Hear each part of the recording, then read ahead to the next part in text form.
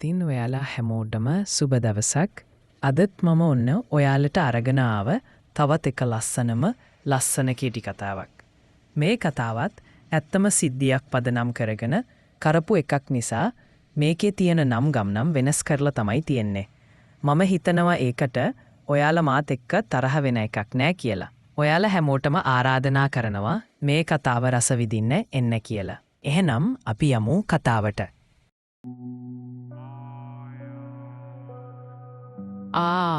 good morning කොහොමද?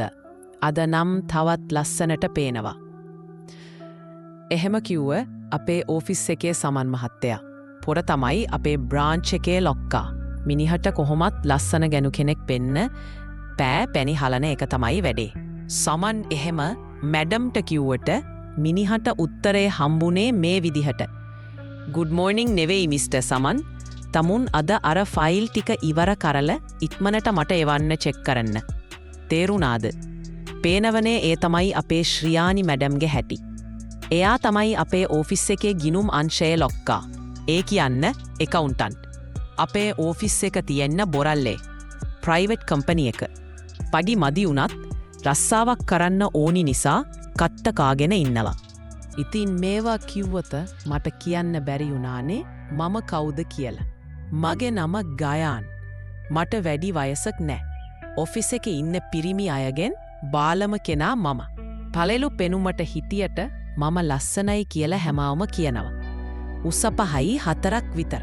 කොණ්ඩේ උඩට වෙන්න හදල රැව්ල චුට්ටක් වව්වල තමයි ඉන්නේ. මගේ මහා ගෙවල් නුවර වුණාට මම බෝඩ් වෙලා ඉන්නේ කොළඹ. දැන් නෙද්ද ඉතින් මාත් කොළඹට වෙලා කට්ට කාගෙන රස්සාවක් කරගෙන ගේමක් ගහන අහිංසක කොල්ලෙක්. මට බයික් එකක් තිහෙර.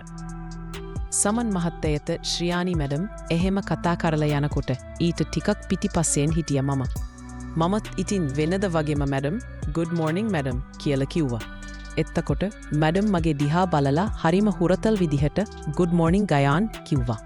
පේනවනේ මැඩම් සමනට එහෙම කතා කළාට මට නම් කවදාවත් එහෙම කතා කරන්නේ නෑ. මැඩම් මට විතරක් කෑගහන්නේ නැති එකට ඔෆිස් එකේ ඒවුන් මට විහිළු කරනවත් එක්ක. හැබැයි මම උන් කියන ඒව ගණන් ගන්නේ නෑ. උන් එක්ක hina වෙලා පැත්තකට වෙනවා ඇරන වෙන උත්තර දෙන්න යන්නේ නෑ. මොනව උනත් සමන් මහත්තයා කිව්ව කතාව නම් ඇත්ත. අද ශ්‍රියානි මැඩම් වෙනදටත් වඩා ලස්සනයි. එයා අද ඇදලා ඉන්න සාරියට එයාගේ අගේ හැඩය කැපිලා පේනව හොදට. ශ්‍රියානි මැඩම්ට වයස 50 වගේ ඇති මම හිතන්නේ. ඒ වුණාට එයා දිහා බැලුවම නම් ආරවත්වත් පේන්නේ නැහැ. එයා අඩි 52 විතර උසයි. මට වඩා උසයිද මන්ද? එයාගේ කොණ්ඩේ ඉන හරියට තියෙනවා. ස්ට්‍රේට් කරලා කලර් කරලා තියෙන්නේ. එයා සුදුම සුදුයි රෝස පාටයි. ඇතින් එනකොට එයා නිකන් රෝස පාට ජම්බු ගෙඩියක් වගේ මට නම් පේන්නේ. එයා දිහා බලන ඕනම කෙනෙක්ට මුලින්ම හිත යන්නේ එයාගේ විශාල පියයුරු දෙක ගාවට. මොකද එයාගේ මූණටත් වැඩිය එයාගේ එක පියයුරුවත් ලොකුයි. කොච්චර ලොකු වුණත් ඒව හරියට බලාගෙන ඉන්නේ සාරි හැටටෙන් එළියට පනින්න ඔන්න මෙන්න වගේ. තද වෙලා තෙරපිලා ඉස්සිලා තියෙන්නේ. ඒවටම ගැලපෙන්න එයාගේ මූණ. බලන්න ඕනි අය hina වෙනකොට ලස්සන.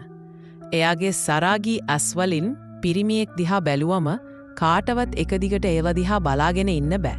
හැමෝම හෙමිහිට බිම බලා ගන්නවා මම දැකලා තියෙනවා. ඒ තරම් ඒ ඇස් රාගියයි.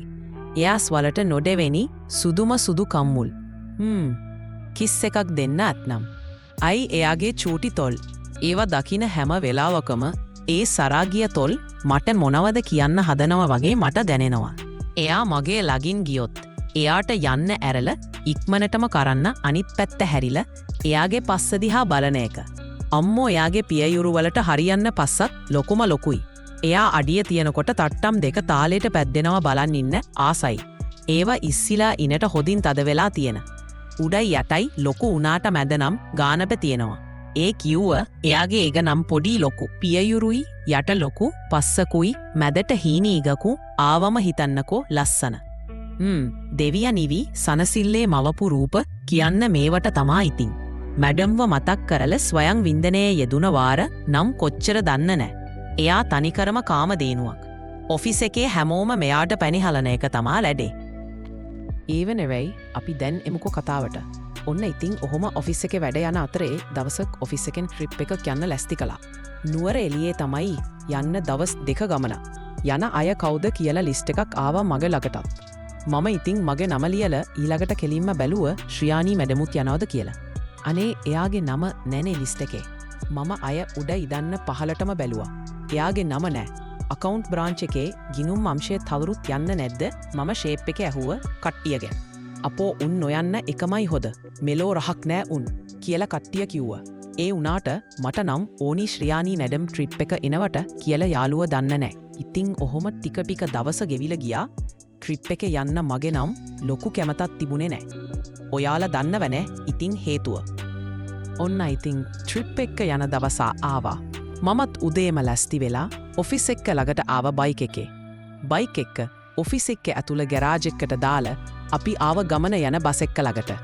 එතන ඉන්න අය බැලුවම මට තේරුණා ගොඩක් අය ඇවිත් නැ කියලා. දවස් 2 ගමනක් නිසා හස්බන්ඩ්ලා එන්න දෙන්නේ නැතුව ඉති කියලා ට්‍රිප් එක යන්න ආපු ගැහෙනු කතා වුණා මට ඇහුණා. මම බස් එකට නැගලා බෑග් එහෙම තියලා අය බැහිනකොට කොල්ලෝ ටික කියනම ඇහුණ අම්මෝ බන් බලපන් කොකද ඇඩෝ පට්ට බන් කියලා. මමත් ඉතින් ඉක්මනට බැලුව කවුරු ගැනද මේ කියන්නේ කියලා. මොනවේ ඉන්නේ ශ්‍රියානි මැඩම් නේද?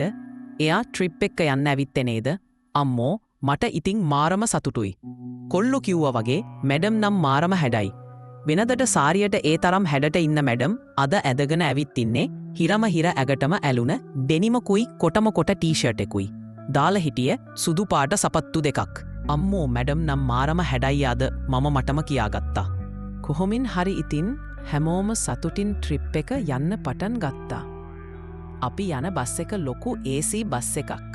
බොස්ල සමන් මහත්තයල ශ්‍රියානි මැඩම්ල එහෙම ඉදගත්තේ බස් එකේ ඉස්සරහ සීක්වල. බස් එකේ මම ඉදගත්තේ මැද හරියට වෙන්න තියෙන සීට් එකක්. මට දකුණු පැත්තෙන් ජනේලය අයිනට වෙන්න මගේ යාළුවෙක් හිටිය.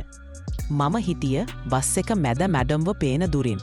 අපි ගමන යන්නේ පානදර නිසා හැමෝම නිදිමතේ තමයි හිටිය. මම පාන්දරම ඇහැරලා ලෑස්ති උන නිසා මටත් ටිකක් නිදිමතයි. ඔහොම ටික දුරත් යනකොට මටත් ඉබේම නින්ද ගියා.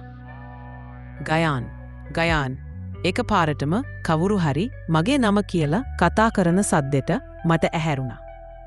මම එක පාරටම ඇහැරිලා බලනකොට